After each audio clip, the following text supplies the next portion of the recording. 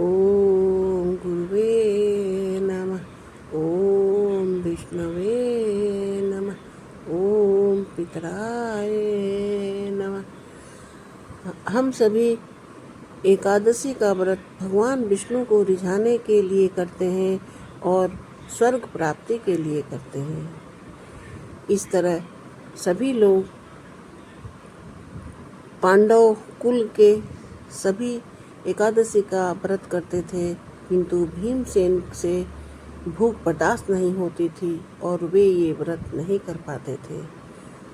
वे अंदर ही अंदर दुखी रहते थे कि कहीं मैं नरक में न जाऊं, अपने परिवार से पिछड़ न जाऊं। तब उन्होंने एक दिन समय पाकर वेदव्यास जी से पूछा कि आप मुझे कोई सरल रास्ता हो तो बताइए, जिससे मैं मोक्ष मार्ग में आगे बढ़ सकूं, स्वर्ग प्राप्त कर सकूं और नरकगामी न बनूं, क्योंकि मुझसे भूख भी बर्दाश्त नहीं होती है और मैं नरक भी नहीं जाना चाहता हूं। तब वेदव्यास जी ने कहा, यह छोटा सा उपाय तुम कर लो, जिससे तुम नरक जाने से भी बच जाओगे और 12 महीने की एकादशियों का संपूर्ण फल तुम्हें मिलेगा। यह सुनकर भीमसेन बहुत प्रसन्न हुए। वेदव्यास जी ने कहा कि ज्येष्ठ शुक्ल पक्ष की जो एकादशी आती है उसे निर्जल एकादशी व्रत करते हैं। यह एकादशी भगवान विष्णु को अति प्रिय है। इस दिन जो व्रत करे, व्रती स्नान दान करे, फल दान, जल दान, पंखा दान करे और दान कर वृद्ध जनों को दे या साधु संतों को दे, उन्हें एकादशी का व्रत करवाए, उन्हें फल फूल खिलाए और खुद स्नान करने के बाद बिना जल के निर्जल उपवास करे और द्वादशी के दिन सभी ब्राह्मणों को भोजन करवाए, वृद्ध जनों को भोजन करवाए, यथा योग्य दक्षिणा दे और सारी रात भगवान विष्णु का संकीर्तन करता रहे।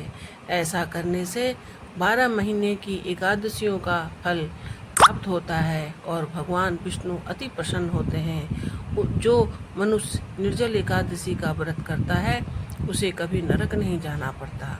और अगर निर्जल एकादशी व्रत न कर सको तो कम से कम फलाहार खाकर ही व्रत करना।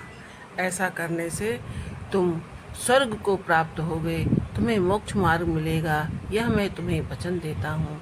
भीमसेन बहुत ही प्रसन्न हुए।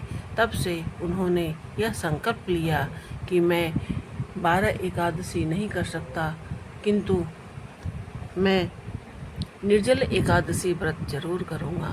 तब से वेदव्यास जी की कही बात सब जगह विख्यात हो गई और सभी वर्ष भर की 24 एकादशी ना कर सके तो 12 करनी चाहिए, 12 ना कर सके तो 6 करनी चाहिए। अगर 6 एकादशी भी कोई ना कर सके तो 4 एकादशी तो बड़ी बड़ी आती हैं, उन्हें तो करनी ही चाहिए। किंतु हे भीम, अगर कोई चारों न कर सके, अगर वो निर्जला एकादशी व्रत करे तो मैं उसे वचन देता हूँ वह स्वर्ग को प्राप्त होगा और उसे मोक्ष मार्ग मिलेगा।